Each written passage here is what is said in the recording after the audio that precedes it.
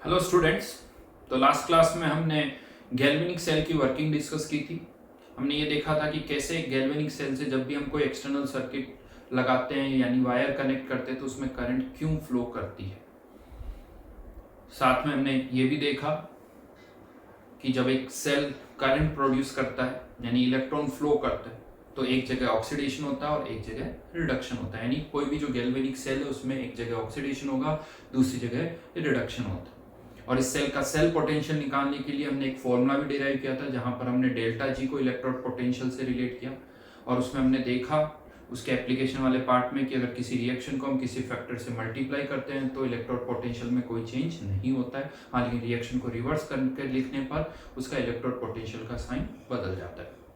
और फाइनली एक सेल का सेल पोटेंशियल भी हमने निकाला था। जो सेल पोटेंशियल है वो ऑक्सीडेशन प्लस रिडक्शन पोटेंशियल के सम के बराबर होता है। और मैंने आपको ये भी बताया कि किसी भी सेल का सेल पोटेंशियल नेगेटिव नहीं हो सकता। क्यों नहीं हो सकता? बिकॉज एक सेल जो है वो अपने आप करंट प्रोड्यूस करता है, यानी उसके अंदर जो भी प्रोसेस होता है वो स्पॉन्टेनियस होता है, तो उसके लिए डेल्टा जी नेगेटिव होना चाहिए, मतलब सेल पोटेंशियल जो है उसका पॉजिटिव होना चाहिए। चलिए अब इससे आगे बढ़ते हैं। जैसा लास्ट क्लास में हमने देखा कि दो रिएक्शंस को जब हमने ऐड किया तो उनके इलेक्ट्रोड पोटेंशियल भी ऐड हो गए। फिर से एक और एग्जांपल करते हैं। यहाँ पर भी हम क्या कर रहे हैं, दो रिएक्शंस को ऐड कर रहे हैं।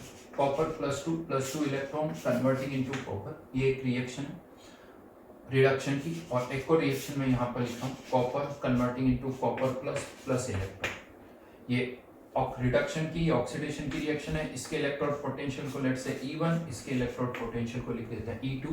अब अगर हम इन दोनों रिएक्शंस को ऐड करते हैं तो ये कॉपर एक इलेक्ट्रॉन रह जाएगा, तो copper +2 plus electron converting into copper plus. हमें ये E3, E1 और E2 को रिलेट करना है। कैसे करें? तो फिर से वही तरीका, delta G1, delta G2 and delta G3। जब भी दो रिएक्शंस को ऐड करते हैं हमें पता है डेल्टा जी हमेशा ऐड हो जाता है, तो डेल्टा जी जो है delta G1 plus delta G2 के सम के बराबर होगा। डेल्टा G3, यहाँ इसका इलेक्ट्रोड पोटेंशियल E3 और इसमें कितने इलेक्ट्रॉन इन्वॉल्व है? 1। अभी मैं यहाँ पर इसको N3 लिख रहा हूँ। हाँ, N3 की वैल्यू कह सकते हो 1 है, FE3।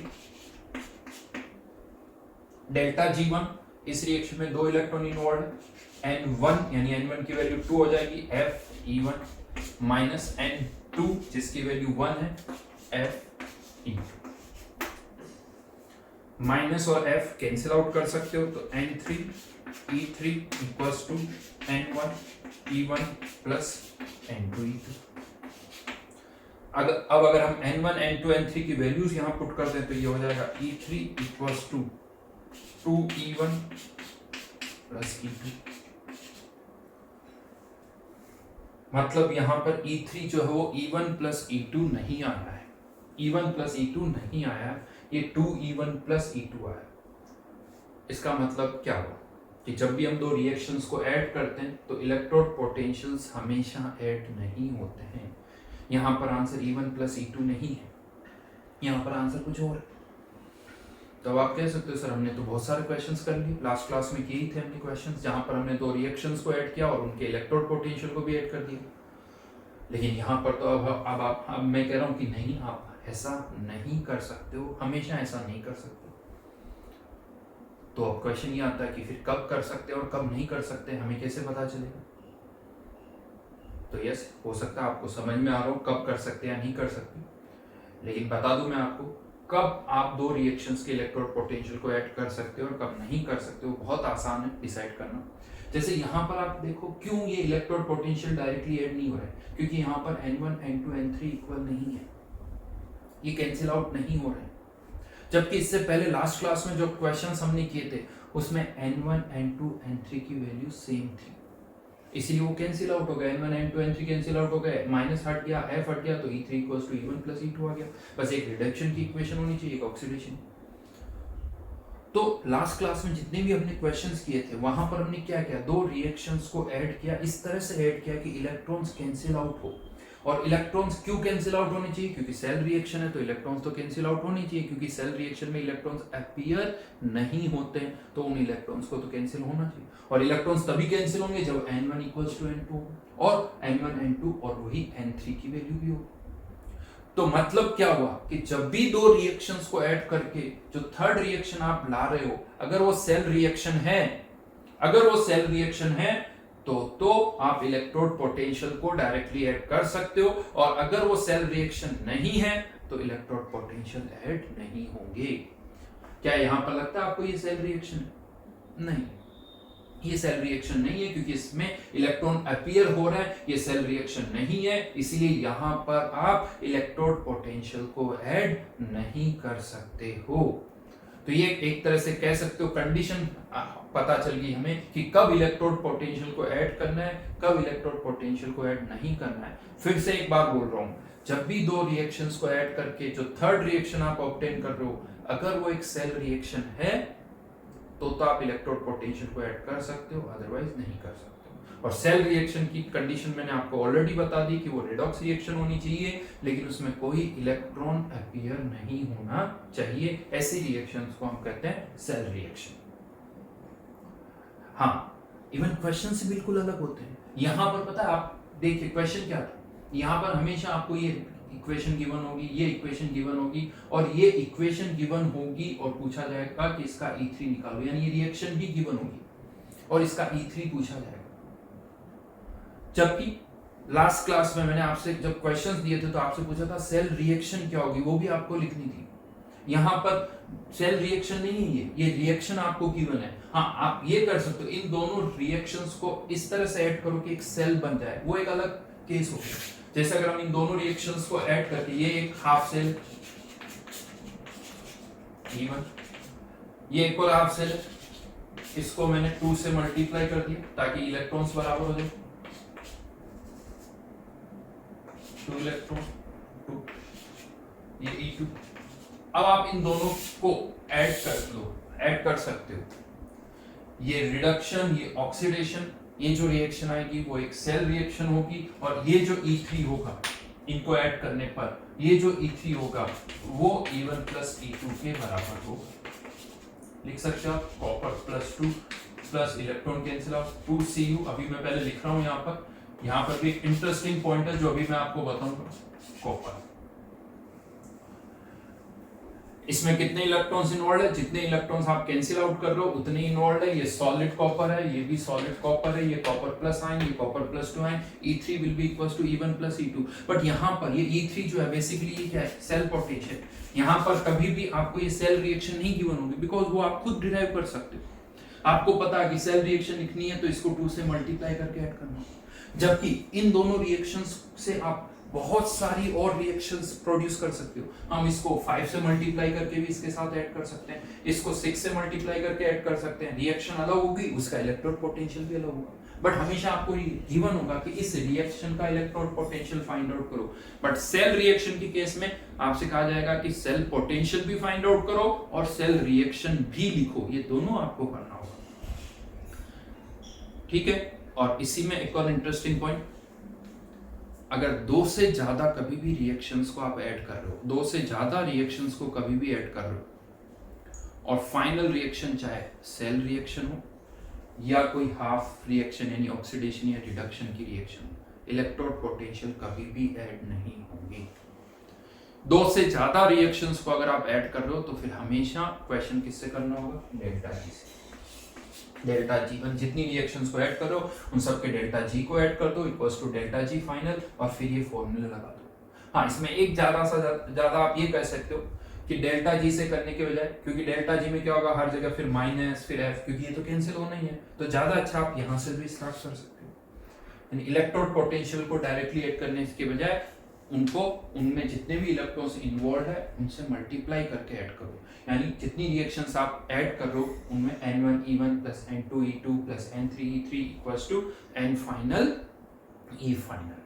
तो ध्यान रखना, अगर 2 से ज्यादा रिएक्शंस को ऐड कर रहे हो तो इलेक्ट्रोड पोटेंशियल्स को कभी भी ऐड नहीं करोगे, चाहे फाइनल रिएक्शन, सेल रिएक्शन हो या कुछ भी। तो एक लाइन लिख सकते हो, when more than 2 reactions are added or subtracted,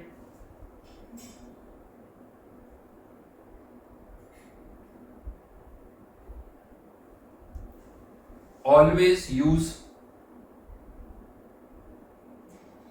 delta G, always use delta G to relate electrode potentials of the involved reactions. Electrode potentials of the involved reaction. चलिए अभी क्वेश्चन करते हैं और क्लियर होगा. हाँ, मैं इस पॉइंट पर फिर से आऊंगा, याद रखना. उससे पहले एक क्वेश्चन यहां पर हम और करते हैं, जिससे इस चीज को पहले थोड़ा और स्ट्रॉन्ग कर लें.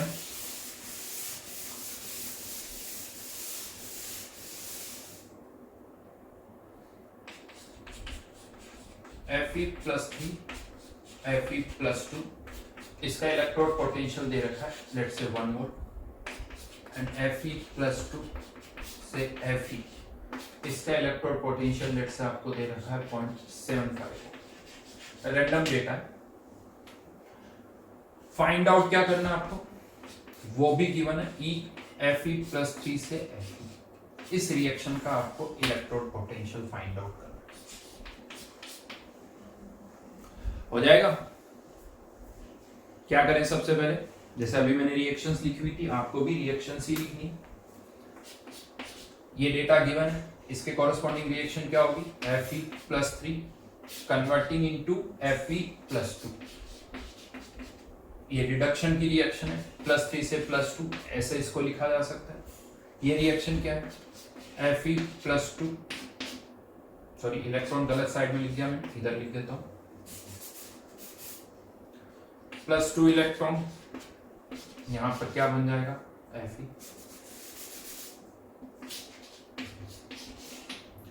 और जो फाइनल रिएक्शन हमें चाहिए, इन दोनों को ऐड कर दें तो ये कैंसिल आउट हो जाएगा.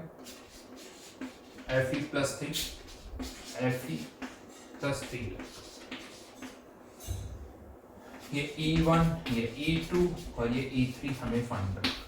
क्या लगता है ये E3 सेल रिएक्शन है क्या, नहीं है. दिख रहा है साफ साफ इलेक्ट्रॉन्स है, तो ये सेल रिएक्शन नहीं. किससे करेंगे, डेल्टा जी से. मैं N1N वाला फॉर्मूला लगाऊं तो N3E3 equals to N1E1 plus N2E3. N1 की वैल्यू 1, E1 की वैल्यू भी 1 into 1, N2 की वैल्यू 2 into 0.75, N3 की वैल्यू 3E3. आंसर क्या है, 2.5 डिवाइडेड बाय 3. 2.5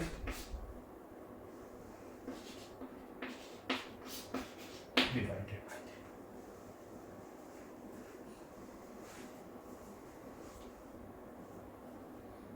रिएक्शन भी गिवन थी कि इस रिएक्शन का आपको इलेक्ट्रोड पोटेंशियल फाइंड आउट करना है. फिर से कह सकता हूं, एक क्वेश्चन और बनाया जा सकता था कि इन दोनों से एक सेल हम बना रहे हैं, उसका सेल पोटेंशियल बताइए. रिएक्शन नहीं गिवन होगी, बस वर्ड क्या होगा, सेल पोटेंशियल बताइए. सेल पोटेंशियल के लिए अगेन कहूंगा, एक रिडक्शन की और एक ऑक्सीडेशन की रिएक्शन की जरूरत होगी, जबकि यहाँ पर तो ये भी रिडक्शन है, ये भी रिडक्शन है और ये भी रिडक्शन ही है. बट सेल रिएक्शन के लिए एक का रिडक्शन होना चाहिए, दूसरे का ऑक्सीडेशन होना चाहिए. तो उसके लिए आपको यहाँ पर इनमें से किसी एक को रिवर्स करना होगा, एक को किसी को रिवर्स करना होगा. सेकंड, इलेक्ट्रॉन्स भी इक्वल करने होंगे, ताकि जब आप उनको ऐड करो तो वो कैंसिल आउट हो सके,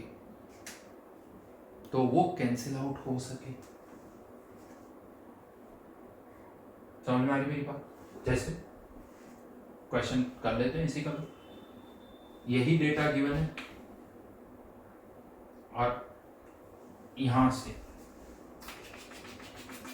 ये इंफॉर्मेशन गिवन है और पूछा जा रहा है फाइंड सेल पोटेंशियल. अब आप इसे ऐसे सोचिए, जब भी सेल की बात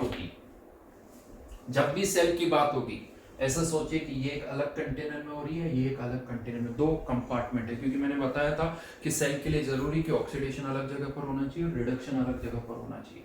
यानी ये Fe+2 जो है, ये Fe+2 सेम कंटेनर में नहीं, अलग अलग कंटेनर में, जिनकी कॉन्सेंट्रेशन अलग अलग हो सकती है। अब अगर हम इन्हें ऐड कर रहे हैं तो इसी को रिवर्स करना होगा, क्योंकि तभी सेल पोटेंशियल पॉजिटिव है। Fe plus 3 plus electron converting into Fe2 plus 1 volt, Fe converting into O। चलिए Fe plus 2 electron minus 0.75 volt.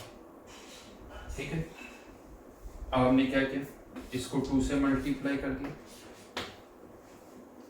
इसको 2 से मल्टीप्लाई कर दिया, और अभी आप इन दोनों रिएक्शंस को ऐड कर दो। इलेक्ट्रॉन कैंसिल आउट हो जाएंगे, इसमें भी 2 इलेक्ट्रॉन, इसमें भी 2 इलेक्ट्रॉन, जो फाइनल रिएक्शन आएगी उसमें भी 2 इलेक्ट्रॉन, तो E3 equals to E1 plus E2 कह सकता हूँ।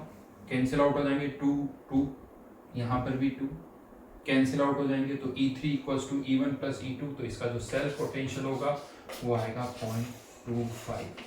और सेल रिएक्शन अगर लिखने को कहा जाए, जो कि आपको नहीं दे रखी, तो भी आप लिख सकते हो twice Fe plus 3 plus Fe solid, और यहाँ पर अब यहाँ पर ऐसा लगता है कि हाँ sir 2Fe plus 2 plus Fe plus 3Fe plus 2 हम लिख दें, लेकिन इन दोनों को ऐड करके मत लिखो, इनको अलग अलग लिखो, बिकॉज ये अलग अलग कंटेनर में है।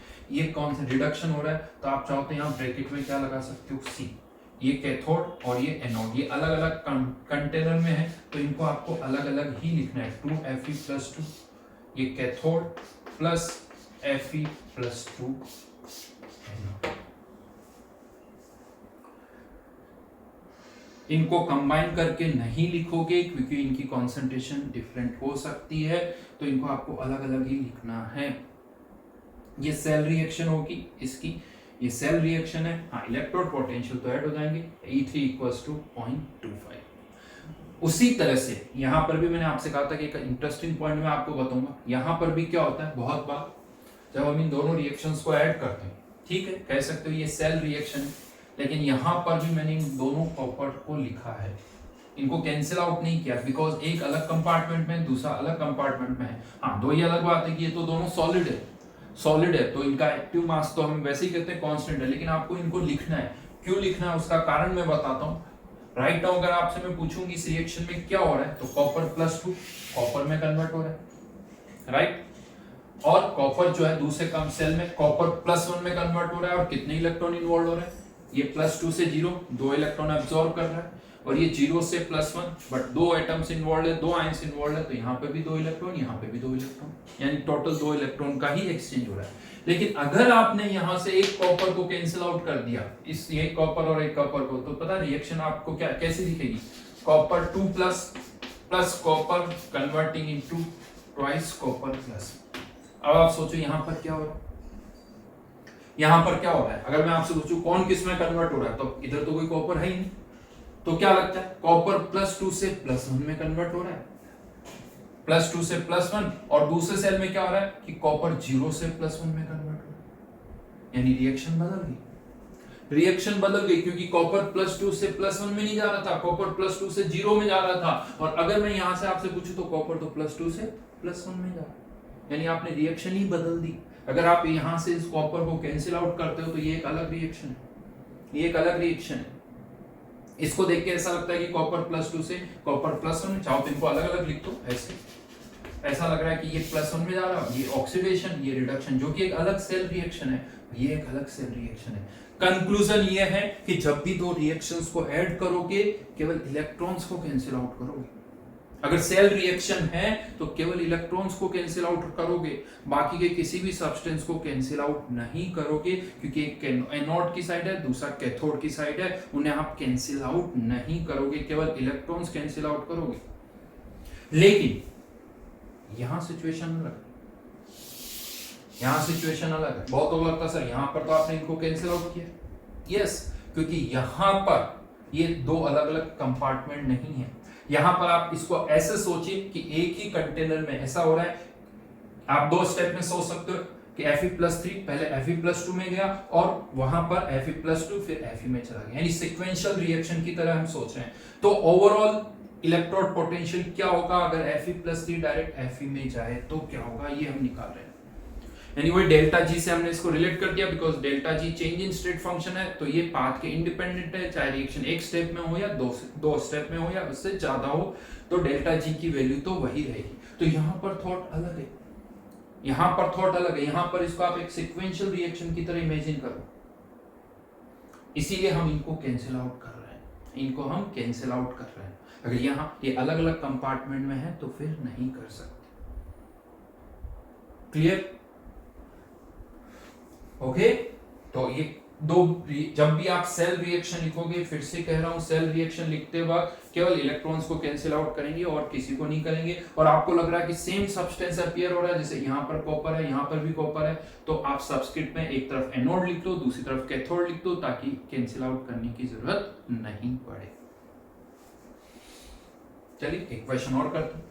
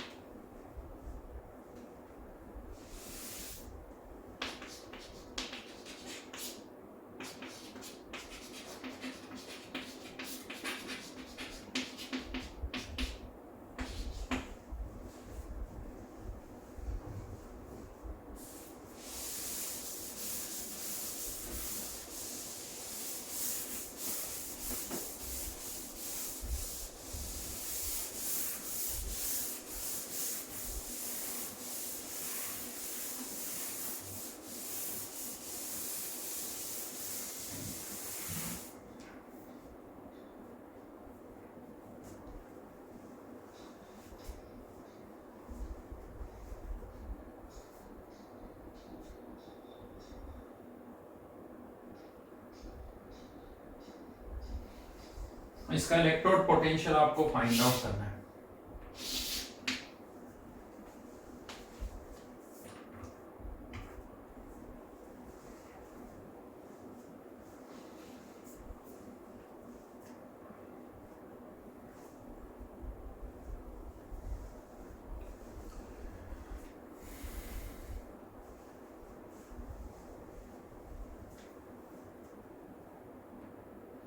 अब यहां पर फिर से रिएक्शंस लिखिए, MnO4 minus converting into MnO2। अब इसको बैलेंस करना होगा। देखिए मेनली तो हमें इलेक्ट्रॉन से मतलब है कि इलेक्ट्रॉन सही सही काउंट होने चाहिए, क्योंकि उसी से मल्टीप्लाई करना है। तो अगर आप डायरेक्ट इलेक्ट्रॉन कैलकुलेट कर सकते हैं, जैसे यहाँ +7 से +4, तो 3 इलेक्ट्रॉन इन्वॉल्व होंगे, दिख रहा है। हाँ लेकिन डायरेक्ट नहीं देख पा रहे हो तो कोई प्रॉब्लम नहीं है, पहले यहाँ पर आप चाहो तो 2H2O ऑक्सीजन को बैलेंस करो, ये 4H+ हाइड्रोजन को बैलेंस करो, और फिर चार्ज को बैलेंस कर सकते हो, +3 ये भी कर सकते हैं। और अदरवाइज डायरेक्ट आपको दिख रहा है 3 इलेक्ट्रॉन होंगे तो वो भी कर सकते हो।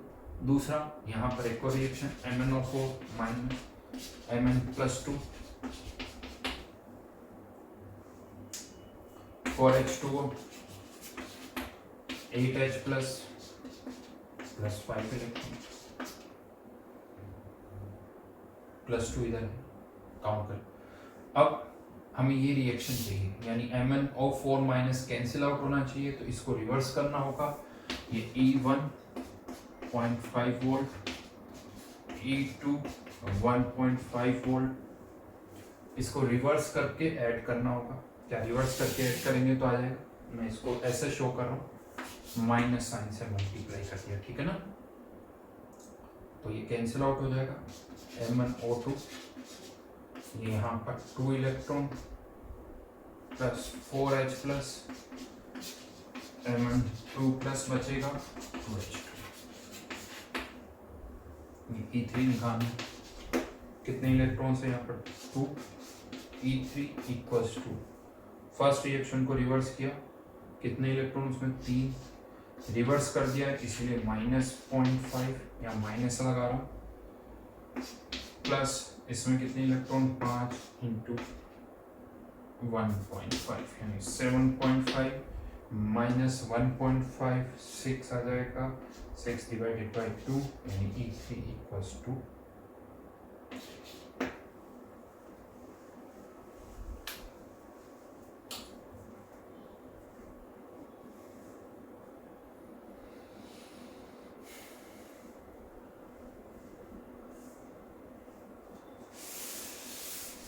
अब यहाँ पर मैं सेल रिएक्शन की बात नहीं कर रहा हूँ, यस डेफिनेटली ये सेल रिएक्शन नहीं है, सेल रिएक्शन का करना हो तो उसी तरह से करेंगे। चलिए एक और क्वेश्चन कर देते हैं।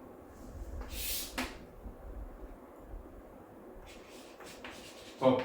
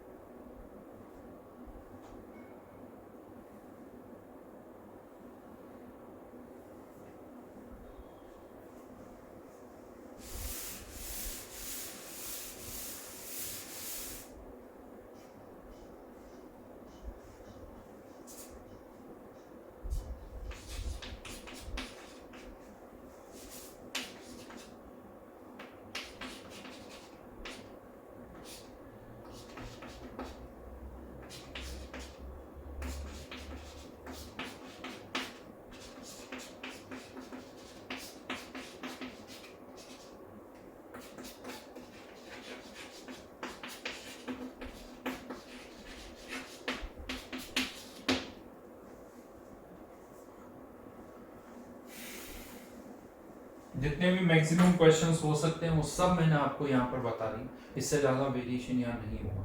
तो 2 रिएक्शंस आप ऐड करो तो इससे ज़्यादा वेरिएशन नहीं हो सकता, बस आपको हर एक क्वेश्चन करते वक्त ये देखना है अगर 2 रिएक्शंस को ऐड या सब्ट्रैक्ट कर रहा हूँ तो देखिए क्या थर्ड रिएक्शन सेल रिएक्शन है या नहीं। अगर सेल रिएक्शन है तो इलेक्ट्रोड पोटेंशियल को डायरेक्ट ऐड कर दो, और सेल रिएक्शन नहीं है तो N1E1 प्लस N2E2 इसी तरह से करना होगा।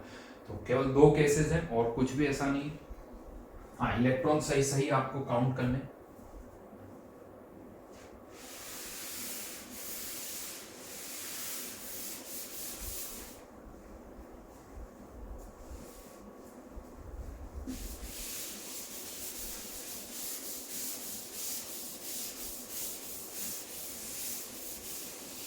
चलिए ये वाला क्वेश्चन कर देते। Cr2O7 2 minus converting into chromium +3। Again कैसे इलेक्ट्रॉन्स काउंट करते हो ये आपके ऊपर है। क्रोमियम को बैलेंस किया, क्रोमियम यहाँ पर +6 में है लेकिन एक नहीं 2 क्रोमियम है तो +12, 2 के अकॉर्डिंग काउंट होगा, +12 और यहाँ +6। अगर आप इलेक्ट्रॉन काउंट करोगे तो यहाँ पर 6 इलेक्ट्रॉन्स आएंगे, ये मैंने अब डायरेक्ट लिख दिया।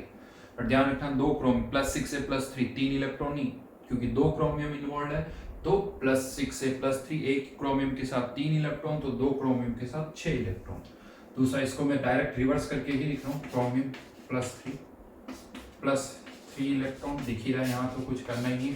हाँ बट इसको, ये सेकेंड रिएक्शन हो गई, इसको रिवर्स कर दिया था, इसका 1.4 वोल्ट, इसका 0.25 वोल्ट, और दोनों को ऐड करना होगा, लेकिन आप डायरेक्ट ऐड करने से नहीं आएगा, इसको 2 से मल्टीप्लाई करना होगा।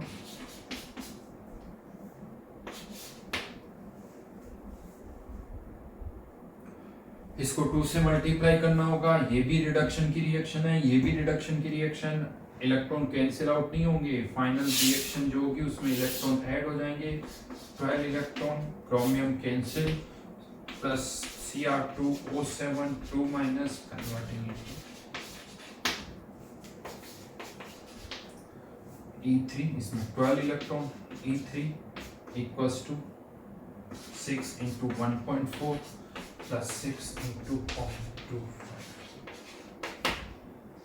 ये 2 से डिवाइड हो जाएगा, मल्टीप्लाई करने से पहले 1.5 1.65 डिवाइडेड बाय,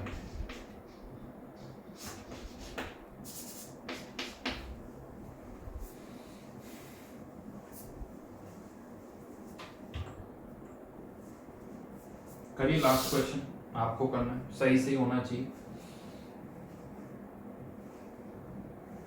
I माइनस को हटाना है,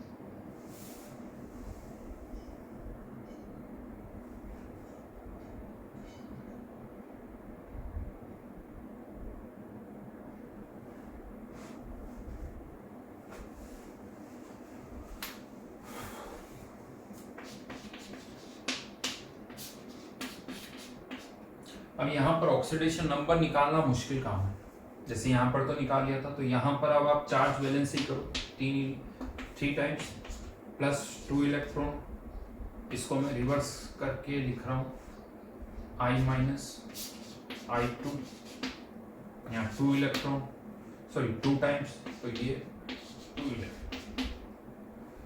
अब यहाँ पर हमें अगेन इन दोनों रिएक्शंस को ऐड करना है, लेकिन इस तरह से ऐड करना है कि ये I माइनस कैंसिल आउट हो, उसके लिए इसको मल्टीप्लाई करना होगा, इसको किससे मल्टीप्लाई करना होगा, 2 से, और इसको किससे मल्टीप्लाई करना होगा, 3 से, ताकि ये I माइनस कैंसिल आउट हो जाए।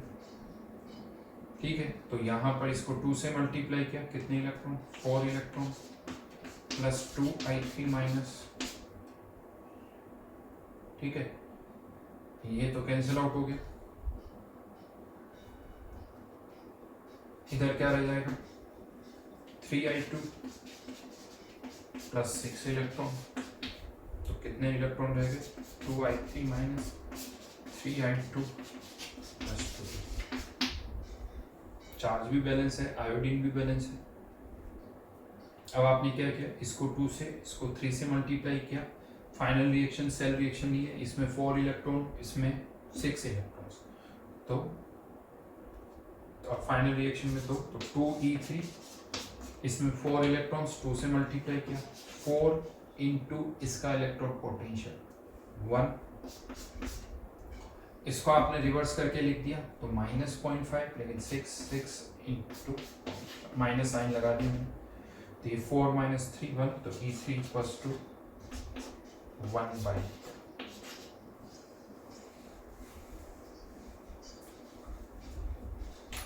ठीक है।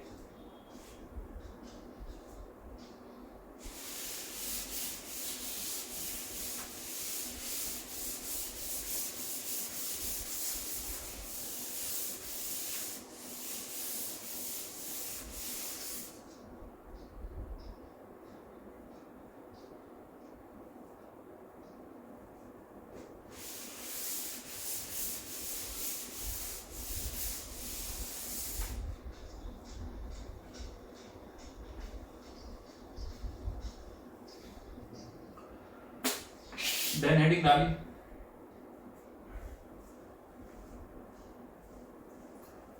relationship between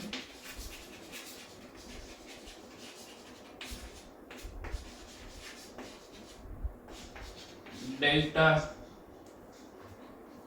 G naught and equilibrium constant. Already I think इस नोट का मतलब आपको पता ही है। इवन यहां पर भी हम ई नोट लिखते हैं जिसे बोलते हैं standard electrode potential. Standard electrode potential, जहां पर नोट का मतलब फॉर गैसेस प्रेशर क्या होना चाहिए 1/4 आयंस या सॉल्यूट कॉन्सेंट्रेशन कितनी होनी चाहिए 1। अब हमें delta G note equilibrium constant and E note तीनों को कनेक्ट कर देते हैं। कैसे कर सकते हो? तो delta G nought equals to already हमें पता है माइनस RT ln के फॉर्मूला होता है, और delta G nought equals to हमें ये भी पता है माइनस NF E नॉट। आज आई थिंक इजीली रिलेट कर सकते हो। E नॉट इक्वल्स टू, इसको मैं बेस 10 में कन्वर्ट कर रहा हूं तो 2.303 RT upon NF log A। अब यहाँ पर स्टैंडर्ड कंडीशन में हमें पता है टेम्परेचर फिक्स नहीं होता है, टेम्परेचर 200, 300, 400, 500 केल्विन कुछ भी हो सकता है। बट मोस्टली जो क्वेश्चन इस चैप्टर में हम करते हैं या जो डेटा हमें जनरली गिवन होते हैं वो 298 पर गिवन होते हैं, या कह सकते हो इस चैप्टर में बाय डिफॉल्ट टेम्परेचर इज 298। तो एट 298 केल्विन, 298 केल्विन। अब अगर टेम्परेचर 298 है तो ये फिक्स है, आर की वैल्यू फिक्स है, आर की वैल्यू फिक्स है 8.314, एफ की वैल्यू पता है 96,500 कूलम, एफ की वैल्यू पता है, आर की वैल्यू 8.314, टेम्परेचर केल्विन में। क्यों ना इन सभी कांस्टेंट की वैल्यूज हम पहले ही पुट कर दें ताकि कैलकुलेशन कम हो। तो अगर हम इन सब की वैल्यूज यहाँ पुट कर दें तो ये ई नोट आ जाता है 0.0591 अपॉन एन लॉग।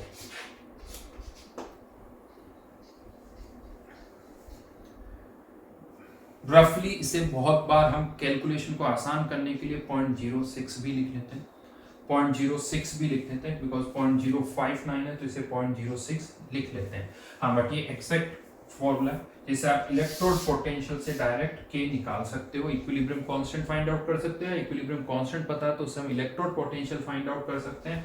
हाँ, लेकिन मैं आपको बता दूं ये जो फॉर्मूला है हर एक रिएक्शन पर एप्लीकेबल नहीं होता है।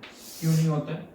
क्योंकि ये जो इक्विलिब्रियम कांस्टेंट है, देखो ये तो हर एक रिएक्शन का डिफाइन होता है, हर एक रिएक्शन का इक्विलिब्रियम कांस्टेंट डिफाइन होता है, लेकिन ई नोट केवल उन्हीं रिएक्शंस का डिफाइन होता है जिनमें इलेक्ट्रॉन या तो कोई दे रहा है या ले रहा है। यानी रिडॉक्स रिएक्शन होनी चाहिए, या तो रिडक्शन होना चाहिए या ऑक्सीडेशन होना चाहिए।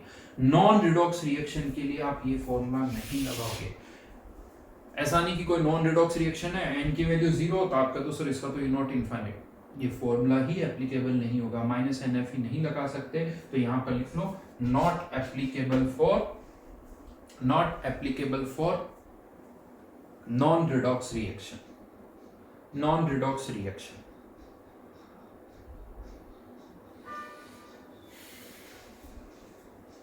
तो अब यहां पर अगर किसी रिएक्शन का इक्विलिब्रियम कांस्टेंट पता तो हम उससे ई नॉट निकाल सकते हैं अगर वो रिडॉक्स रिएक्शन है।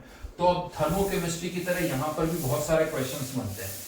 कुछ क्वेश्चंस जैसे अभी हमने किए भी थे, राइट नाउ जितने भी क्वेश्चंस अभी मैंने आपको बताया तो दो रिएक्शंस गिवन थी, दोनों का ई नॉट गिवन था, हमने किसी और रिएक्शन का ई नॉट निकाल लिया, जैसे थर्मोकेमिस्ट्री में डेल्टा H निकालते हैं। अब यहाँ पर ऐसा हो सकता है कि दो रिएक्शंस गिवन हो, किसी एक का ई नॉट गिवन हो, किसी एक का इक्विलिब्रियम कांस्टेंट गिवन हो, और फिर आपको किसी थर्ड रिएक्शन का ई नॉट या इक्विलिब्रियम कांस्टेंट फाइंड आउट करना। कह सकते हो, कर सकते हैं, कोई बड़ी बात नहीं। अगर किसी एक रिएक्शन का ई नॉट है, किसी एक का इक्विलिब्रियम कांस्टेंट पता है, तो हमारे पास दो ऑप्शन है, या तो ई नॉट को इक्विलिब्रियम कांस्टेंट में कन्वर्ट कर लें या इक्विलिब्रियम कांस्टेंट को ई नॉट में कन्वर्ट कर सकते हैं और फिर आप उनको यूज कर सकते हो। लेकिन कैसे एग्जैक्टली करना वो भी मैं आपको बताऊंगा एक एग्जांपल के थ्रू। ऑप्शन बहुत सारे हैं कन्वर्जन के, बट कौन सा सबसे सिंपल है, कौन सा आसान है, किसमें एरर सबसे कम होगी, वो मैं आपको यहाँ पर बता रहा हूँ।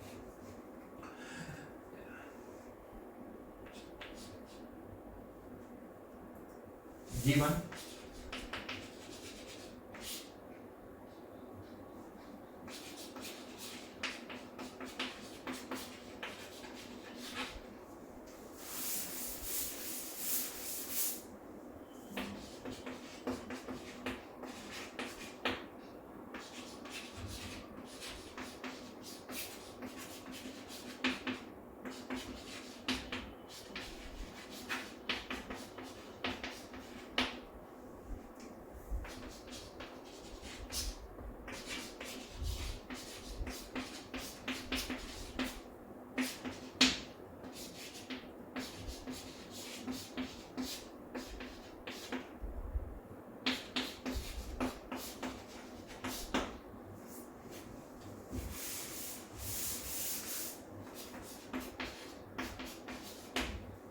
इसका ई नॉट फाइंड आउट करना है।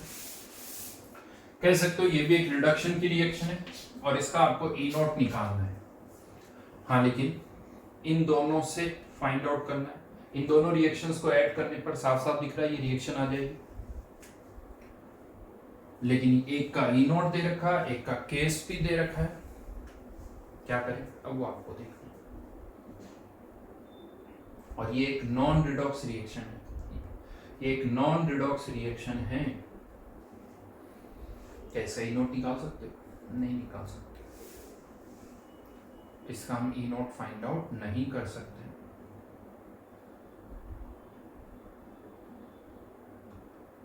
तो क्या करें?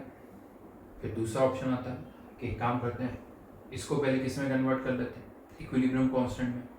फिर दोनों रिएक्शंस को ऐड करेंगे तो इक्विलिब्रियम कांस्टेंट मल्टीप्लाई हो जाएंगे, तो इस रिएक्शन का इक्विलिब्रियम कांस्टेंट आ जाएगा और फिर इस रिएक्शन के इक्विलिब्रियम कांस्टेंट से इसका ई नॉट निकाल लेंगे, क्योंकि ये तो एक रिडॉक्स रिएक्शन है। देखो, एक रिडॉक्स रिएक्शन और एक नॉन रिडॉक्स रिएक्शन को ऐड करोगे तो थर्ड रिएक्शन तो रिडॉक्स रिएक्शन आएगी, तो उससे कर सकते हो।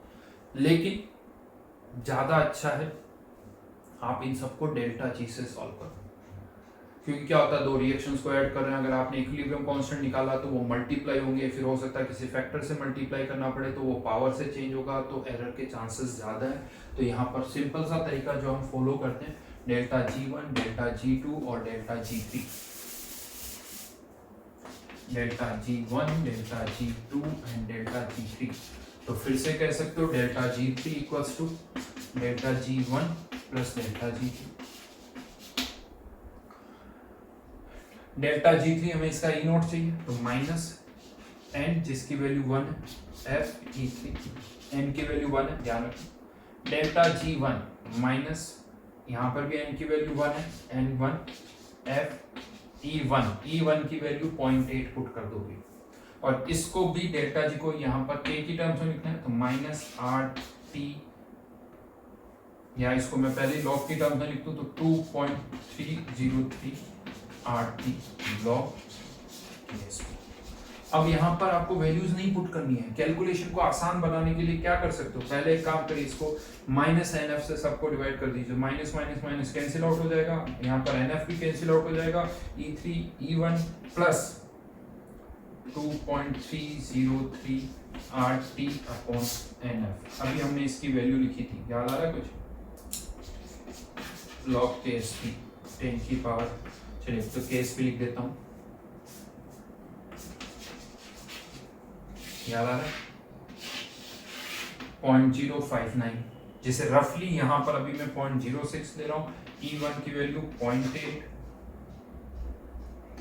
प्लस 0.06 अपॉन 1, n की वैल्यू 1 है, यहाँ पर भी 1, यहाँ पर भी 1, और log KSP 10 की पावर -10, तो ये -10 आ जाएगा, ये 0.8, ये -0.6, तो नेट आंसर 0.2।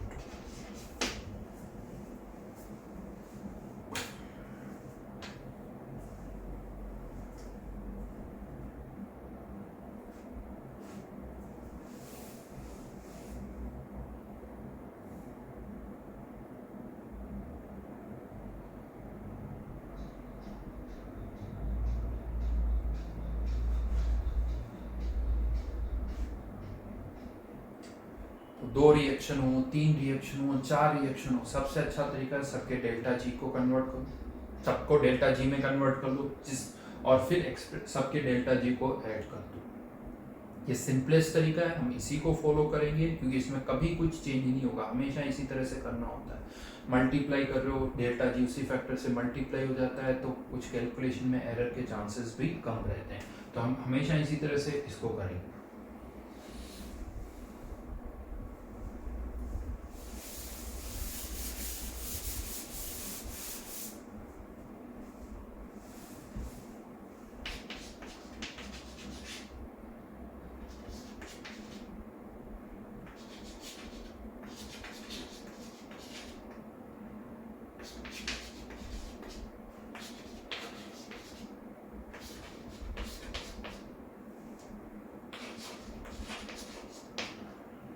इसका ई नॉट निकालना है, और मैंने आपको और कोई डेटा नहीं दिया। हाँ, कह सकते हो एट 298, इतना जरूर, बाकी सारे जो भी डेटा आपको चाहिए पता है। वो आपको सोचना पड़ेगा कि इसके लिए कौन कौन सा डेटा चाहिए, क्या आपको पता है या नहीं पता है, वो आपको सोचना है, बट पता है आप लोगों को, थोड़ा सा दिमाग चलाओ।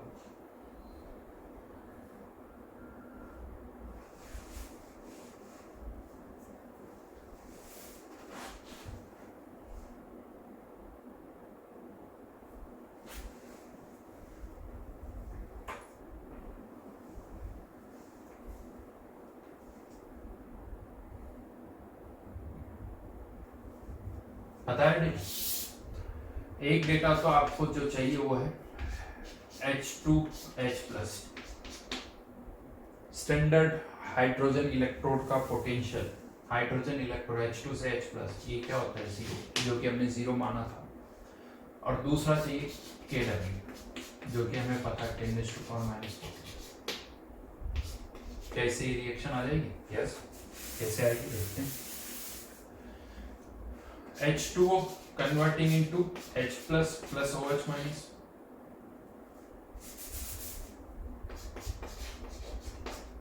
Equilibrium constant. हाँ, लेकिन इसको मैंने 2 से मल्टीप्लाई करके तो ये स्क्वायर हो जाएगा,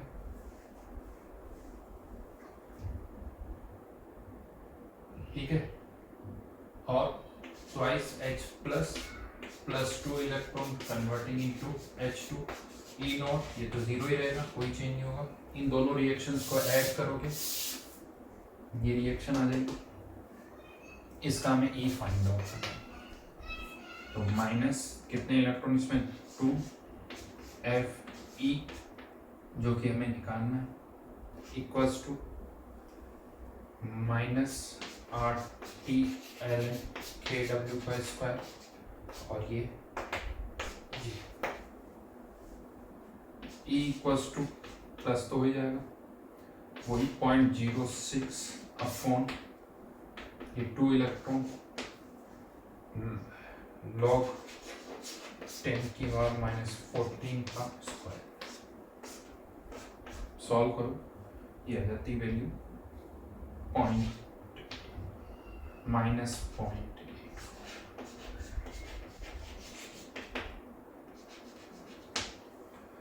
नियर बाई ये आएगा, बिकॉज अप्रोक्सीमेशन हम कर रहे हैं, वैसे इससे थोड़ी सी कम आएगी, -0.84 से वैल्यू कम आएगी, क्योंकि वो 0.59 आप यूज करोगे। रिएक्शन लिख लेना यहाँ पर, यही रिएक्शन एक्सेप्टली आएगी। ये सारी वैल्यूज हमें पता है, ये ई नॉट पता है, जीरो होता है, KW at 298 हमें पता है, तो ये हम फाइंड आउट कर सकते हैं।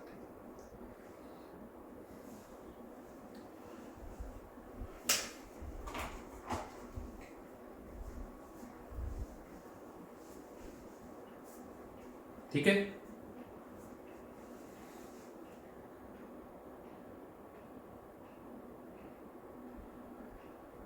आगे बढ़ाते हैं चैप्टर को।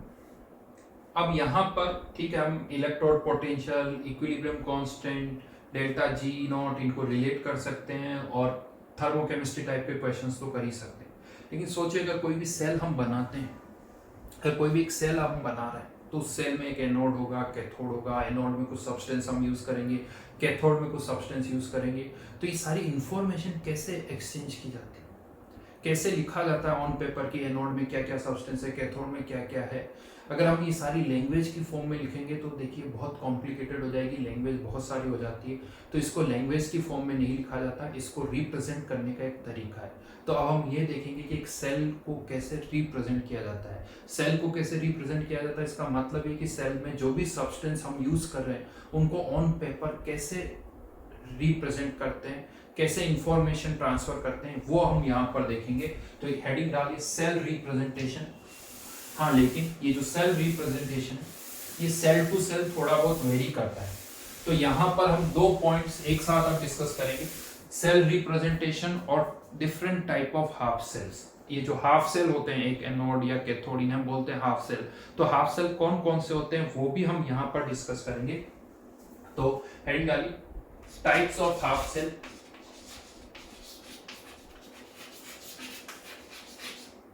And their representation।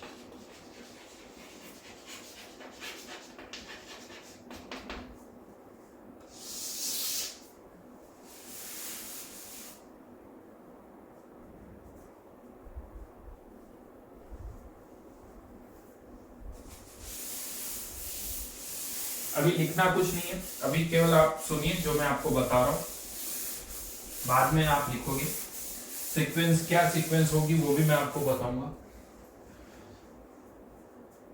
पहले हम बात कर रहे हैं सेल रिप्रेजेंटेशन की एंड देयर रिप्रेजेंटेशन, कैसे रिप्रेजेंट किया जाता है। तो एक सिंपल से सेल से स्टार्ट करते हैं। जैसे हमने डिस्कस किया था डेनियल सेल। डेनियल सेल में क्या होता है, 2 कंपार्टमेंट होते हैं। एक में हमने जिंक रॉड की थी, दूसरे और Zn+2 का सॉल्यूशन था, दूसरे में कॉपर और कॉपर+2 का सॉल्यूशन था, जिसको हमने एक दूसरे से कनेक्ट कर दिया इस तरह से कुछ। तो फर्स्ट थिंग आप कह सकते हो कोई भी जो सेल होगा उसमें 2 कंपार्टमेंट होंगे, एक को हम कहते हैं एनोड, दूसरे को कहा जाता है कैथोड। तो यहां पर एनोड और कैथोड से रिलेटेड इंफॉर्मेशन को हम डबल वर्टिकल लाइन से सेपरेट करते हैं। डबल वर्टिकल लाइन से सेपरेट किया जाता है। डबल वर्टिकल लाइन के लेफ्ट में एनोड से रिलेटेड इंफॉर्मेशन होती है और डबल वर्टिकल लाइन के राइट में कैथोड से रिलेटेड इंफॉर्मेशन होती है। यानी देखा जाए तो कह सकते हो बस यही इतना सा एक रूल है और कोई रूल नहीं। यानी एनोड से related information double vertical line के लेफ्ट में, कैथोड से रिलेटेड राइट। अभी मैं लिखवाऊंगा ये सारे रूल्स, वेट करो। पहले मैं एक बार एक एग्जांपल आपको दे रहा हूं, फिर आपको सारे रूल्स लिखवा दूंगा। हाँ, क्वेश्चन आता है कि सर एनोड और कैथोड से रिलेटेड इंफॉर्मेशन में क्या, जैसे यहाँ पर पर्टिकुलरली हम बात करें, पर्टिकुलरली यहाँ पर हमने क्या यूज किया, एक तो जिंक रॉड और Zn+2 का सॉल्यूशन। तो यहाँ पर और इन दोनों के बीच में क्या बन रही है, इंटरफेस। तो हम यहाँ पर ही कहते हैं कि जो इंटरफेस बनती है, अगर कहीं पर भी एक इंटरफेस बन रही है तो उसे एक सिंगल वर्टिकल लाइन से रिप्रेजेंट किया जाता है। और ये इंटरफेस किसके बीच में बन रही है, जिंक और Zn+2 के बीच में। जिंक और Zn+2 के बीच में एक इंटरसेप्ट बन रही है, उसको एक सिंगल वर्टिकल लाइन से रिप्रेजेंट हम करते हैं। यहाँ पर जिंक, यहाँ पर Zn+2, हाँ यहाँ ब्रैकेट में यहाँ या यहाँ आप इसकी कॉन्सेंट्रेशन भी लिख सकते हैं, जो भी इसकी कॉन्सेंट्रेशन हो, 1m 2m 3m 4m। Information देनी देखिए आप किसी भी तरह से लिख सकते हैं, ऐसा नहीं मोलरिटी, आप ग्राम पर लीटर में भी कंसेंट्रेशन लिख सकते हैं। तो जिंक Zn+2, जो भी इसकी कॉन्सेंट्रेशन हो वो यहाँ लिख दीजिए। इवन मैं आपको बता दूं, यहाँ पर ये जो सीक्वेंस है ना, आप इंटरचेंज भी कर सकते हो। इसको इधर लिखा जा सकता है, इसको इधर लिखा जा सकता है। क्यों? ऐसा करने से कोई एरर नहीं होगी। क्यों नहीं होगी? क्योंकि आप से डबल वर्टिकल लाइन के लेफ्ट में लिख रहे हो तो ये अंडरस्टूड है कि ऑक्सीडेशन हो रहा है, और अगर ऑक्सीडेशन हो रहा है तो डेफिनेटली जिंक सॉलिड किस में कन्वर्ट होगा, Zn+2 में। चाहे आप इसको इधर लिखो या इसको इधर लिखो। हाँ, नॉर्मली ऐसा करते नहीं है, बट ये कोई रूल नहीं है, आप इसकी पोजीशन को इंटरचेंज कर सकते हो। रूल यही कि हाँ ये एनोड है तो डेफिनेटली यहाँ ऑक्सीडेशन हो रहा होगा। चलिए कैथोड की बात करते हैं। कैथोड में हमने क्या यूज किया, कॉपर और कॉपर+2। हो सकता है कॉपर+2 का जैसे आपने कोई सॉल्यूशन लिया हो कॉपर सल्फेट का, तो यस यहाँ पर भी कॉपर और कॉपर सल्फेट के बीच में एक इंटरफेस है। तो यहाँ पर कॉपर सल्फेट, यहाँ पर भी जिंक सल्फेट लिख सकते हो, कॉपर सल्फेट, साथ में इसकी जो भी कॉन्सेंट्रेशन है M1 M2 जो भी है एंड O, इनके बीच में क्या बने एक इंटरफेस, उसको वर्टिकल लाइन से वापस है इनकी पोजीशन को आप इंटरचेंज कर सकते हो, कोई प्रॉब्लम नहीं है। हाँ अंडरस्टूड है, रिडक्शन हो रहा है, बट जनरली हम एक्सट्रीम लेफ्ट और एक्सट्रीम राइट पर उनको लिखते हैं जिसके थ्रू हम इस सेल को आउटर सर्किट से कनेक्ट कर रहे हैं। यहाँ पर आउटर सर्किट से किसके थ्रू कर रहे हैं, जिंक, यहाँ पर किस तरफ किससे कर रहे हैं, कॉपर, तो इसीलिए एक्सट्रीम लेफ्ट और एक्सट्रीम राइट पर हम इनको लिखते हैं। ये इस सेल का डेनियल सेल का रिप्रेजेंटेशन हो गया। डेनियल सेल से रिलेटेड जो भी इंफॉर्मेशन है वो हमने यहाँ पर लिख दी। ये इस सेल का सेल रिप्रेजेंटेशन है। तो लिखिए यहाँ पर पहले रूल्स लिखिए।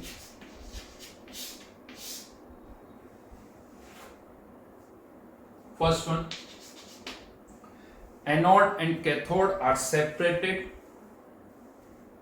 Anode and cathode are separated by double vertical line. Anode and cathode are separated by double vertical line.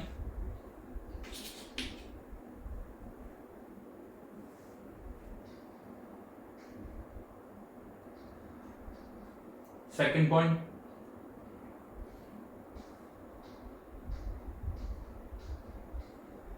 anode is represented on left side of double vertical line. Left side of double vertical line.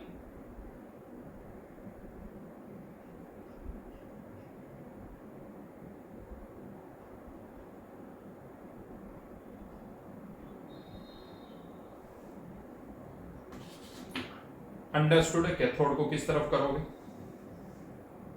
And third point, वैसे ये कोई rule है नहीं, ये जो single line है बहुत सारी बुक्स में मैं आपको बताता हूँ इवन यहाँ पर एक सेमी कोलन भी लगा दिया जाता है, बट हम ऐसे भी लिख दिया जाता है, बट हम हमेशा एक वर्टिकल लाइन यूज करेंगे। तो third point, N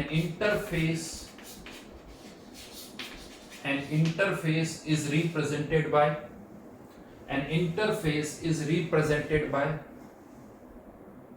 single vertical line. ठीक है, बट अभी भी ये डायग्राम नहीं बनाना आपको, वेट करो। ये तो रूल्स हो गए सेल को कैसे रिप्रेजेंट करना है। अब ये जो पर्टिकुलर सेल हम यहाँ पर देख रहे हैं डेनियल सेल, इसमें दो हाफ सेल यूज हुए हैं। ये जो दो हाफ सेल हैं ये particularly metal ion half cell कहलाते हैं। मेटल आयन हाफ सेल क्या होते हैं पहले इसकी बात करेंगे, फिर ये डायग्राम बनाएंगे। एक मेटल आयन हाफ सेल में क्या होता है, इसमें हम क्या करते हैं, एक मेटल का इलेक्ट्रोड यानी रॉड ली जाती है और इसको इसी के आयन के सॉल्यूशन में डिप कर दिया जाता है। जैसे जिंक Zn+2, कॉपर+2, ये कोई मेटल M है, इसी का कोई सॉल्यूशन है M+2, M+3, कुछ भी हो सकता है। अब ये जो एक हाफ सेल है इसे हम कह रहे हैं मेटल आयन हाफ सेल। यहां पर अब आपको अगर एक सेल बनाना है तो दो हाफ सेल यूज करने होंगे। हो सकता है जब आप इसको किसी और हाफ सेल से कनेक्ट करो तो इसका ऑक्सीडेशन हो, या हो सकता है रिडक्शन। डिपेंडिंग अपॉन ऑक्सीडेशन हो रहा है या रिडक्शन हो रहा है, आप इसको रिप्रेजेंट करोगे। अगर इसका रिडक्शन हो रहा है, मान लो N+2+2 इलेक्ट्रॉन, तो हम इसको डबल वर्टिकल लाइन के राइट में लिखेंगे क्योंकि रिडक्शन हो रहा है। तो कैथोड क्या लिखना है, वही M+2, जो भी इसकी कॉन्सेंट्रेशन वो आप ब्रैकेट में लिख सकते हो, देन M सॉल्ट। ये एक मेटल आयन हाफ सेल का रिप्रेजेंटेशन हो गया। ये वर्ड्स यूज होते हैं मेटल आयन हाफ सेल, जैसे ये वर्ड यूज हो एक पिक्चर बननी चाहिए दिमाग में कि मेटल आयन हाफ सेल मतलब एक मेटल रोड होगी, उसी के आयन का सॉल्यूशन होगा। हो सकता है वहाँ रिडक्शन हो सकता है वहाँ ऑक्सीडेशन हो। जिंक के केस में ऑक्सीडेशन हो रहा है, कॉपर के केस में रिडक्शन हो रहा है। तो ये एक मेटल आयन हाफ सेल का एग्जाम्पल है। हाँ, और एक जो सेल हम बनाते हैं उसमें कोई जरूरी नहीं कि दोनों हाफ सेल सेम कैटेगरी के हो। राइट नाउ यहाँ पर ये दोनों हाफ सेल मेटल आयन के ही है, बट ये कोई जरूरी नहीं है। तो इसे कहा जाता है मेटल आयन हाफ सेल। ठीक है, ये मेटल आयन हाफ सेल है। पहले इसको लिखिए और फिर उसके बाद ये एग्जांपल, ये लिखने के बाद आप ये एग्जांपल लिखोगे और उसके बाद ये सेल रिप्रेजेंटेशन। मीन्स आप ये कह सकते हो कि जो डेनियल सेल है उसमें दोनों ही half cell metal ion half cell की कैटेगरी को बिलोंग करते हैं। समझ में आया? लेकिन ऐसा नहीं कि एक ही हाफ सेल है, ये मैंने एक हाफ सेल आपको बताया, और भी हाफ सेल्स होते हैं, उनको रिप्रेजेंट करने में थोड़ा डिफरेंस आता है, वो क्या होगा वो भी मैं आपको बताऊंगा। बट आज के लिए यहीं तक, इससे आगे फिर हम नेक्स्ट क्लास में करेंगे। ठीक है।